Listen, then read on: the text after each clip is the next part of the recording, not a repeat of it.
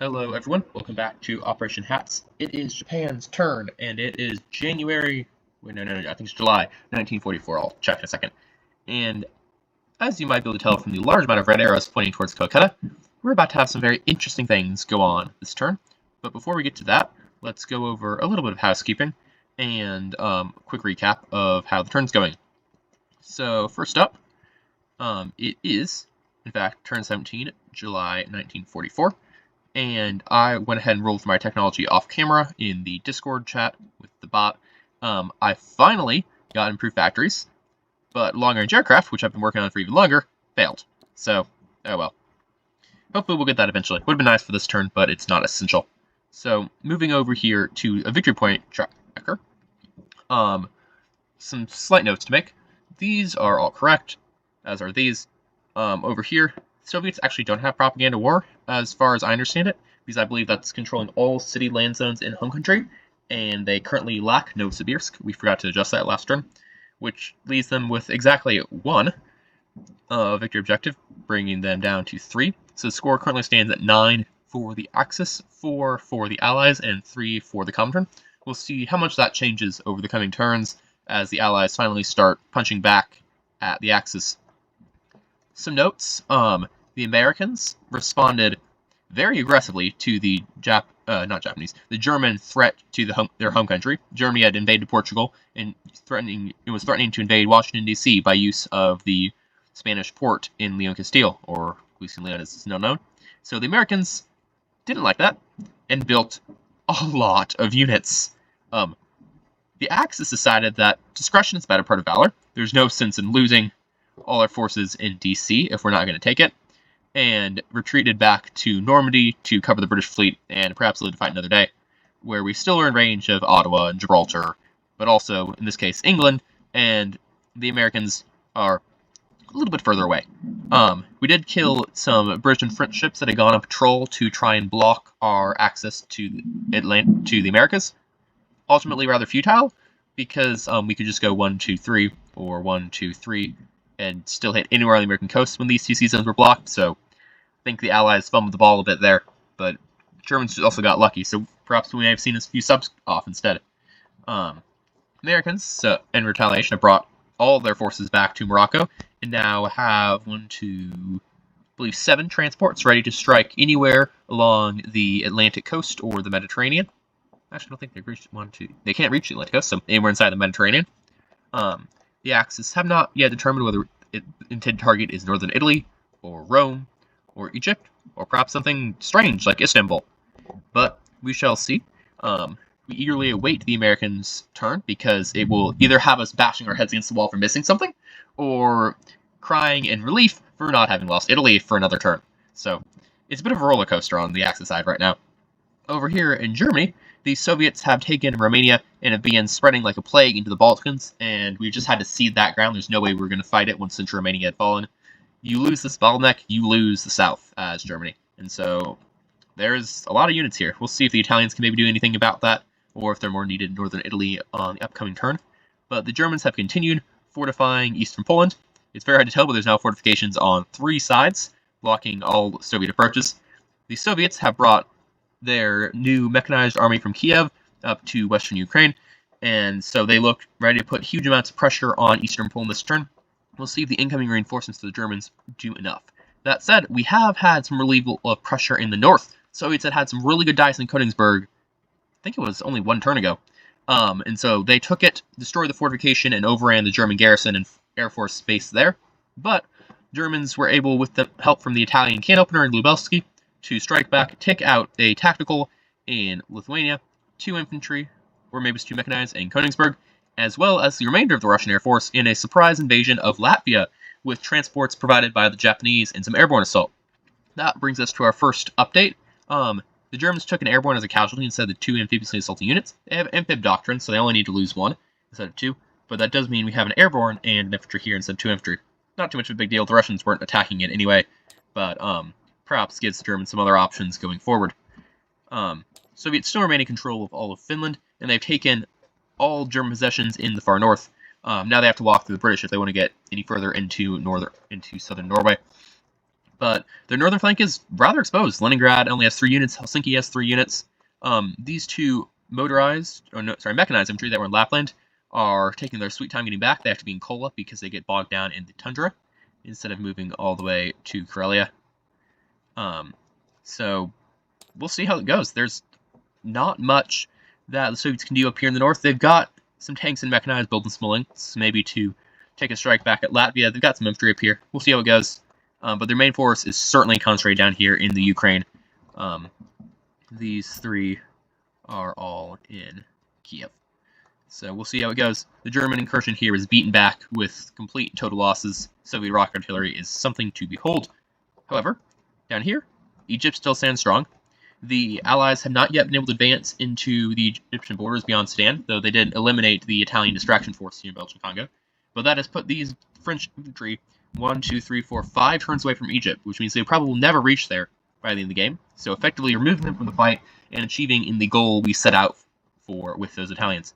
In light of this, the Japanese believe we can pull back some of our own resources that we committed to the theater to involve in other activities further home, especially as the Americans have surrendered their foothold in Sicily to the German cavalry who took it back from Istanbul. And so we've traded Syria for southern Iran and the oil there for regaining Syria and some more greater concentration of force in Egypt. Because ultimately, Egypt matters, Iran doesn't. But to keep the FEC from being too uppity, we've got some ideas here. They've sent out a massive force to Bengal looking to threaten the Japanese into Burma. And we figured, no, they want to threaten us. Why don't we threaten them? So we're going to attack Calcutta this turn. They left only minor force behind. We believe the British High Command had some bad intelligence that there was not 2 transports here, and didn't see them. So we'll see how this works. We've got 8 infantry, no marines, no infantry doctrine, so it's going to be painful, but we'll see how it goes. Other painful events that happened in the last turn were for the Soviets. They had attacked the Japanese in Central Mongolia with the CCP, and it went badly. I think they removed no units and lost 3, something like that. And so they've retreated back to Qinghai to lick their wounds and regroup. And the reason that happened in the first place is because the Soviets have suffered a catastrophic strategic defeat on the Eastern Front. Their factory that they had been pulling back into Buryatia was cut off from railing any further back. Novosibirsk was captured in an airborne assault, and the Soviets were forced to scorch the factory and begin walking their army to the west to try and avoid the oncoming Japanese troops. They even had to quickly redeploy 2 T-34s from their western front to stabilize the situation. So we'll see how that goes. It's probably unlikely for us to be able to hold Novosibirsk this turn with, 12 units converging on it. But we can keep the pressure up, we can follow them up, and we'll see what exactly the Soviets plan to throw at us in the next few turns, or if we can keep them on the run. Finally, moving back over here, the Australians are doing Australian things and just sitting in Australia. They haven't even taken back New Zealand, and they seem to have no way of getting off the island. I don't think they even have enough money to buy a transport at this point. They have 8, so they perhaps might build a transport. We'll see. We've got a sub lurking around over here, and they don't have any ports to build it in, so it may not end up too well for them in that case. And finally over here, the Americans have invested in a heavy program at building Cleveland-class light cruisers to counter the Japanese Kyuda butai that is sitting off Midway. Midway has been captured, fortified, and control in the Western Pacific is very firmly Japanese, and they are even in a position to contest the Eastern Pacific. And so we'll see how the Americans like it when we start landing forces in Oregon. So we do have a bit of choice here to make. We'll need to decide where our battle fleet in the Central Pacific is going to turn. Will we send them east against the Americans to strike down their fleet and give us uncontested naval dominance in the Pacific?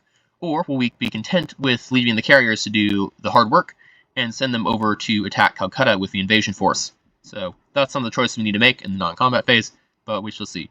The American submarines that have been hanging out here kind of split up. Some went back to the U.S., some went up here and they sank the Japanese destroyer flotilla that had been invading Attu Island, but unfortunately a bit too late for the island itself.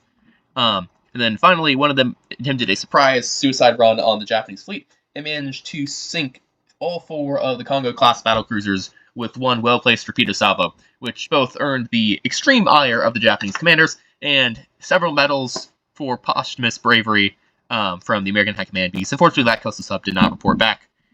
There was a lot of very angry airmen in the skies above it by the time it was over. So that's pretty much everything for this turn. This is the final turn of the game quite possibly. We're going to roll a dice at the end of this turn. Game will end on 1 or less, but since we control one capital is enemy possessed, that'll be a 2 or less, and so we'll see if, 6%, not 6%, 1/6 chance that the game ends this turn. I think it's about 12%. Or perhaps we'll keep going, and we're on a slow, steady march to the end of the war. Will the Axis be able to drag out a negotiated peace, or will the Allies finally pick up some steam and put them back in unconditional surrender? So, let's go ahead and look at my prediction, and let's get this turn going. That was kind of a bit of a long-winded introduction, but I feel like since I haven't been doing strategy videos, I do need to give a little bit of a talk over what's going on. So, over here, Japanese, we have $78 to spend. We've actually finally eclipsed the Americans. And so we're going to finish off the next 2 Yamato-class battleships, the Shinano and the one that never got named. And so that will be 5 each, because we have Kibutai and improved construction, takes the cost from 7 down to 5. 2 destroyers, that, if you're counting, that leaves 1, 2, 3, 4, 5, 6 extra IPP. Note that 84 minus 6 is 78. Then we're doing 2 militia upgrades, 3 militia, 4 infantry, 2 marines, 1 airfield is going to be snap built, which will be 6 IPP. That's equivalent to this medium tank. And then we have 1 fighter Lend-Lease to the Italians, 1 fighter Lend-Lease to the Germans, because the Americans have been kind enough to open the Lend-Lease routes open by not blockading Egypt, which, rather nice of them. So that's all. Fortification in Burma will be finished. This fortification is for controlling all the islands in the Pacific, our Pacific buffer zone. So we get that for free at the end of the turn. We'll see where we want to place it. Depends a little bit on how the attacks go. So moving on to attacks, we're going to start from the top and work our way down from basically the least important to most important. Over here, one infantry is going to walk from Chita into Buryatia and take that for Japan. So that'll be +1. The other 5 units are going to walk in, not Buryatia, Irkutsk. Irkutsk? I don't know. It's hard to pronounce. Are going to go from Chita to Buryatia, and take that. That's another, so that's 2 IPP from the Russians. These 6 units are going to go into Tonatuva, which the Russians have illegally occupied, and liberate from them. And there we go. That's still 2 units. And then over here, this airborne is going to fly south. 1, 2. Over the Himalayas. Don't ask how, but it's legal. 3. 4 into Calcutta. And the transport plane can go 5, 6 back to Burma. Alright, come on. There we go. Moving over here, this seaplane is going to go 1, 2, and go on map over this French sub. That will allow these transports to pass through. And go 1. Taking these 1, 2, 3.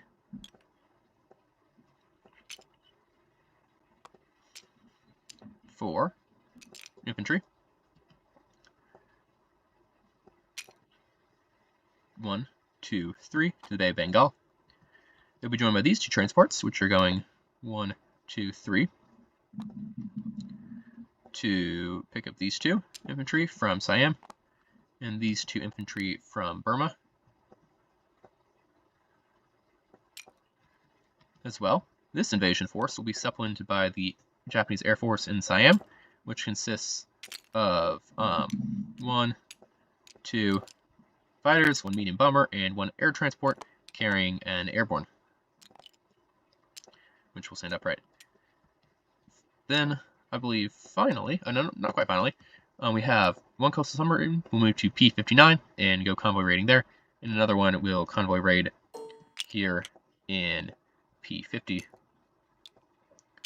And we'll split it up a little bit, just to make this a little easier on our part. No combat moves over here. These are all going to wait and see what happens in Calcutta, except for this 1 destroyer, which is going to go 1, 2, 3, taking this marine along with it, and drop it off in the Pacific Northwest, which will give, oh, not a rating marker,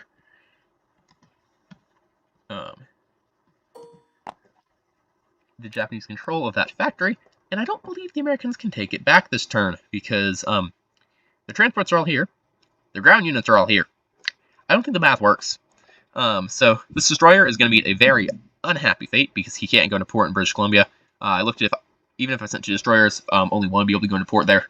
So this guy's just going to sit there and grin and bear it, and take the Pacific Northwest. But we've got a foothold in the American continent, and I don't think the U.S. is going to be too happy about that, especially now that we can build 2 units there next turn with the brew factories. And a militia, too, actually. So, see how that goes. We can even fly some planes over. This is why you pay attention to these sort of things. So those units are going to stay put, and that's all our combat moves. So we're going to go ahead and start with the small ones. We've got this sub over here, black for the red for the Japanese, black for the British. Convo rating. So that's 3 plus 1 versus 1 plus 3 is dead even, no change. We do have the dreaded ASW dice. Just gonna roll, no 2s. That is a 9. So no dice for the British. We're gonna move up here. Again, red is Japanese.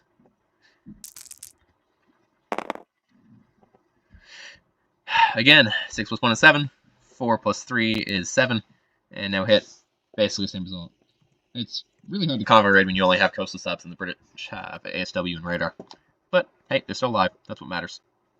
So I'm going to quickly erase some of these lines to make it clear what's going on.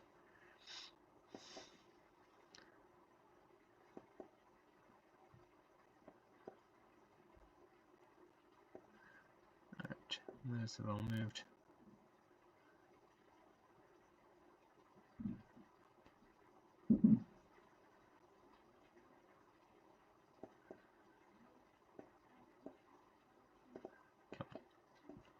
Alright, we'll get those all later. So, none of that.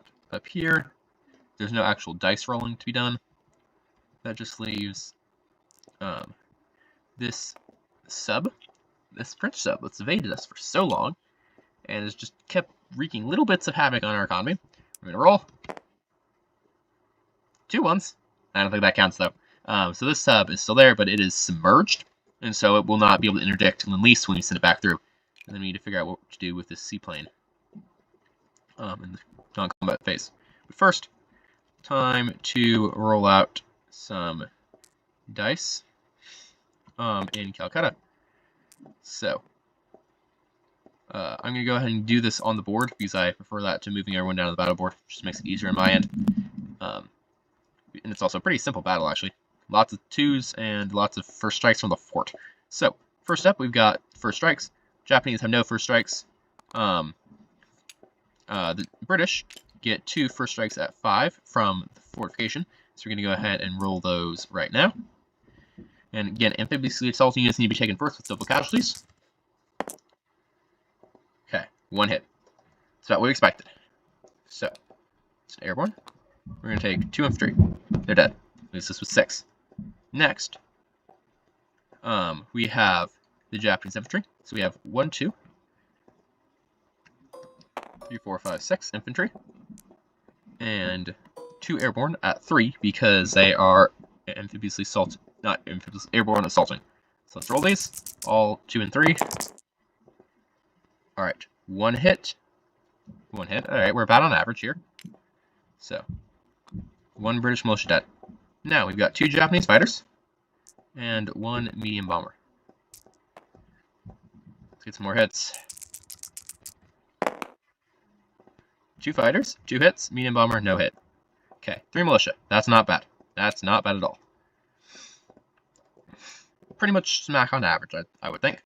Alright, so now, more painful things from the British. So they have 3 militia and 2 infantry in reply. Those infantry will be at 6, the militia will be at 4. Again, double casualties.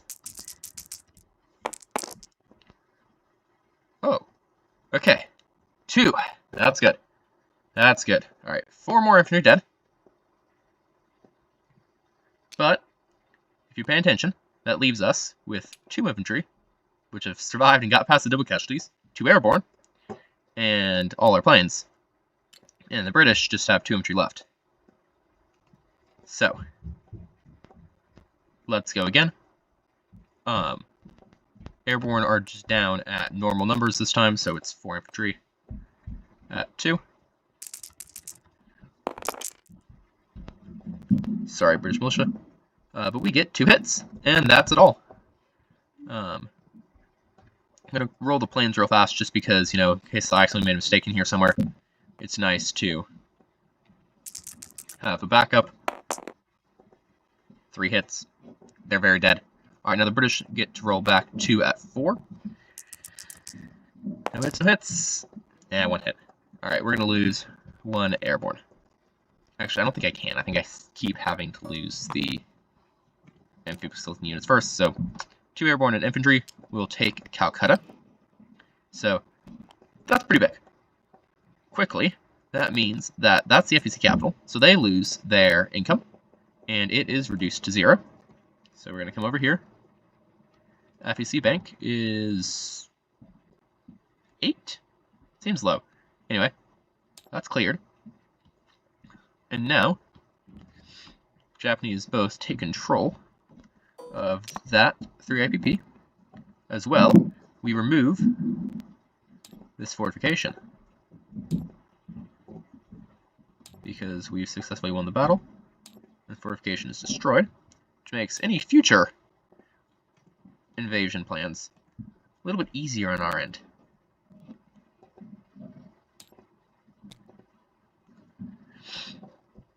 So, I'm going to move this airfield down here and lock it. If only this was V3, I could actually land my planes at that airfield, if you're playing with the optional roll, which I really quite liked. But unfortunately, we have to go land them back in Burma. So these 2 fighters will go 1, 2, and spend the last move points getting to Burma. This medium bomber went 1, 2, 3, and it's going to go 1, 2, 3 back to Siam, as will this transport plane, and I really should have built some airborne. Darn it, didn't think of that. And this transport plane has to land back in Burma. 2, 3, 4, 5. Yeah, has to land back in Burma. Over in Burma, yeah, I really should. Dang it. I knew there was something I was forgetting when I set this turn up. I was supposed to check how many transports I was going to bring down here and build some airborne. Oh well. Oh well.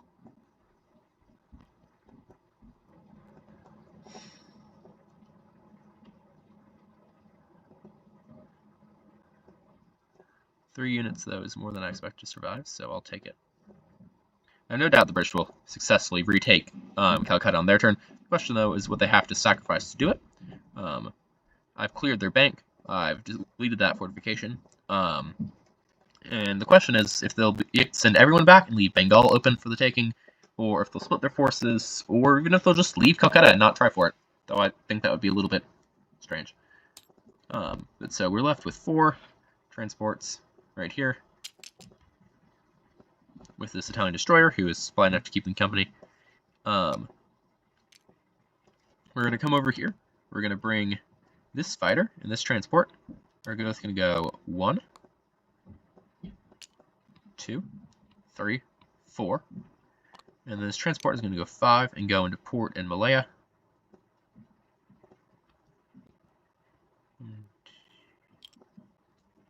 Cochin, China.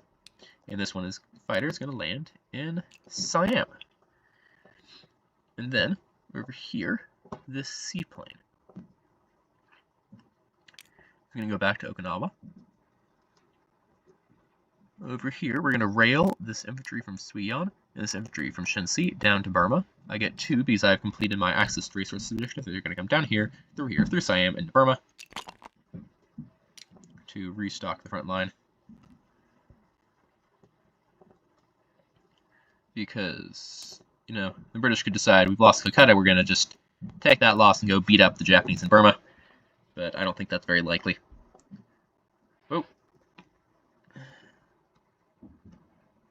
Alright, let's move. Alright, so up here, there's no further non-combat because there's nothing else to move. So that brings us back to the thorny bed over here. So, now I do counting over what I can bring next turn. 1, 2, 3, 4. 4 units. 10 units. Forgot to build airborne, so darn. 3, 4, 5, 6, 7, 8, 9, 10, 11.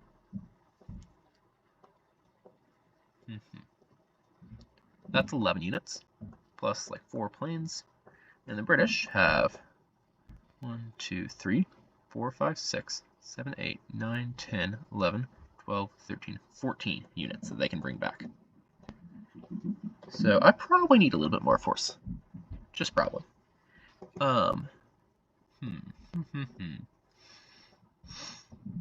Yeah, so we're going to send this transport, and these 2 infantry,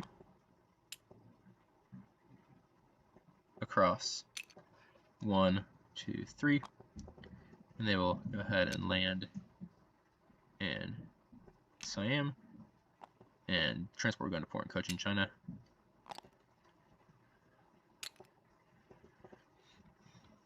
Over here, we're going to send this transport, and this infantry,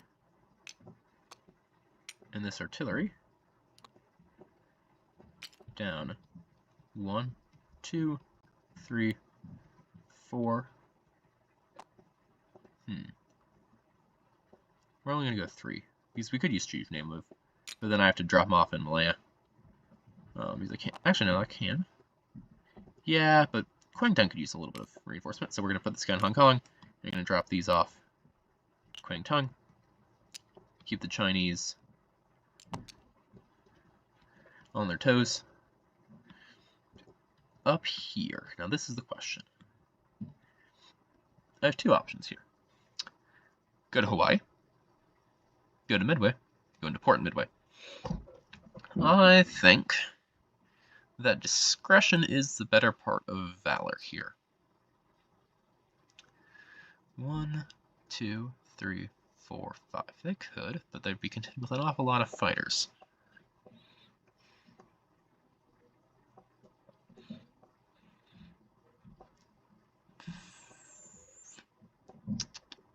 Yeah. So we're going to take these 2 heavy battleships, are going to come join this 2nd fleet, and I really need a bigger fleet card. Unlock this, and we are going to scale it up.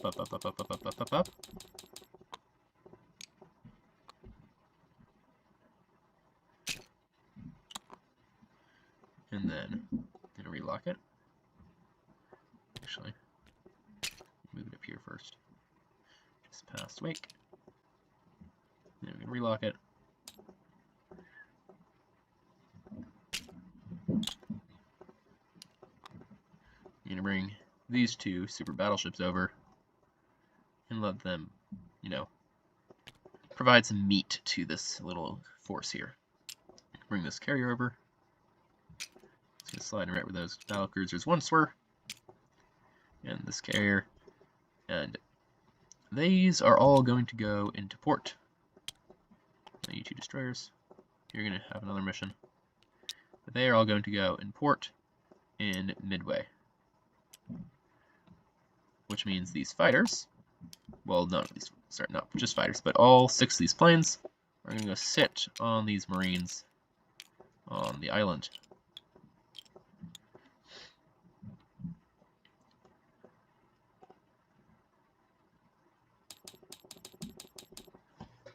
Alright, I need to get moving. I need to run the grocery store before it closes. So let's get this finished up. So that should be 6 planes on Midway, 3 fighters, 3 tacticals, 4 Marines, and a massive big old Japanese fleet sitting in port. That one. Over here, these are all going to stay put. We're happy where they are. And then we're going to take these 2 destroyers and these 2 Marines, and we're going to send them 1, 2, 3, 4 down to here. And they're going to drop off also in Malaya. And they're going to sit out and enjoy the sun. If people feel like attacking us for some reason.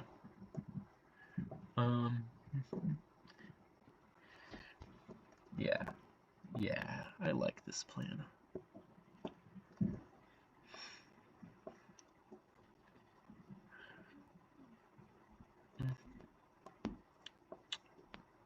Alright. That is all of the non-combat moves, I believe. So now we move on to place units. So this tank doesn't actually mean anything. Pick up all these.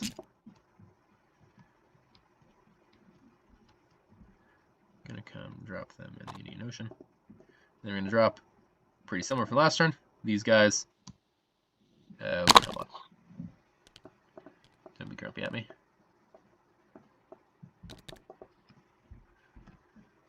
Are all going to go over here, and they're going to go in port. Should have left that in port tile over here. Going to go in port in Tokyo.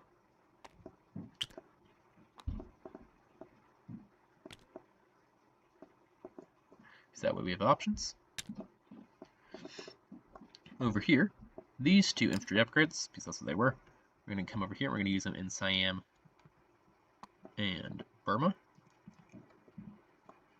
So, these guys get an additional infantry each.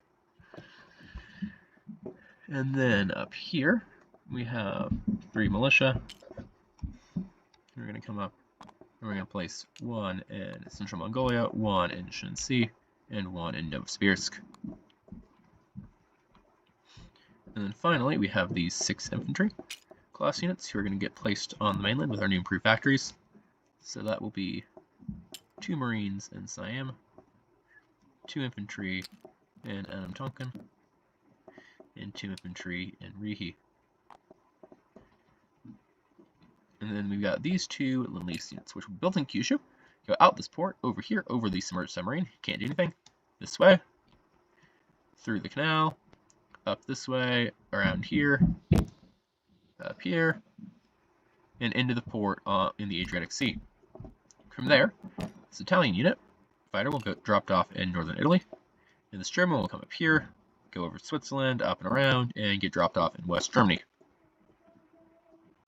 And let's hope the European Axis can make good use of those units.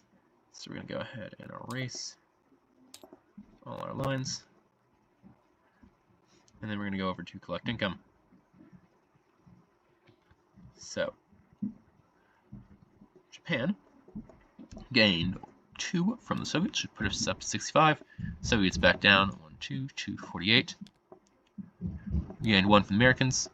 We gained 1, 2, 3 from the FEC. I think that was it. Look, Calcutta, 1, 2, nothing, nothing, nothing, and that one, yep. So, that is all. So we should be at 69. I'm going to press the funny button. Those 2 are messed up.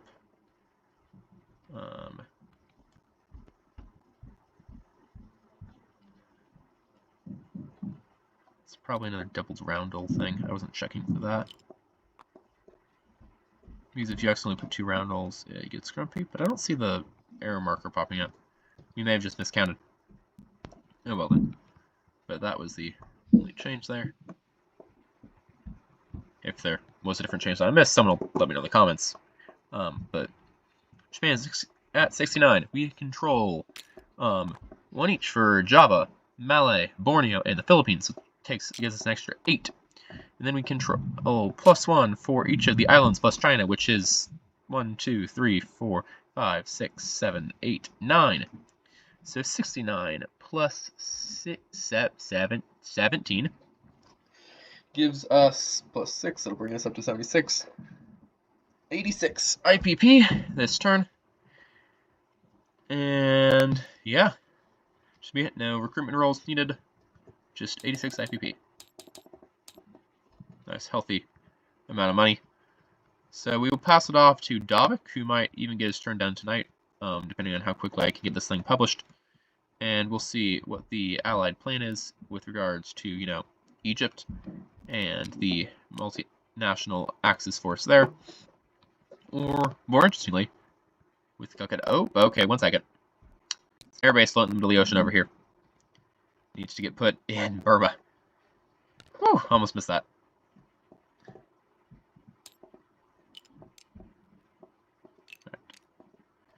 So, there's now an airbase in Burma. Those 2 fighters can scramble to these transports before this thing goes and takes some pot shots. So we'll see what the FC does here. I I'd expect we'll just see these forces pulling back, but you never know. We might see motorized infantry coming across. This fighter could do a couple things. These guys will probably hit something around. We'll see. So, thank you all for watching. And I'll go and turn this over to Davik so we can use this turn on. Bye.